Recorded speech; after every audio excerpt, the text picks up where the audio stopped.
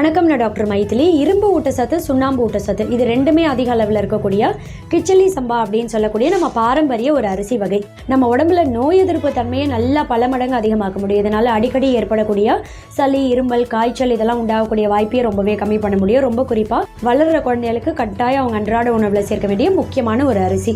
இதோட மட்டும் கிடையாது, நார் சத்து அதிகமுள்ள ஒரு அரிசி இது. நார் சத்து அப்படின்றது பொதுவாக 3 முக்கியமான பெனிஃபிட் கொடுக்கும்.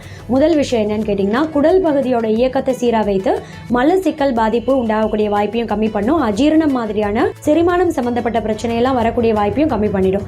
ரெண்டாவது ரொம்ப முக்கியமானது, உடல் எடையை பராமரிக்கும்.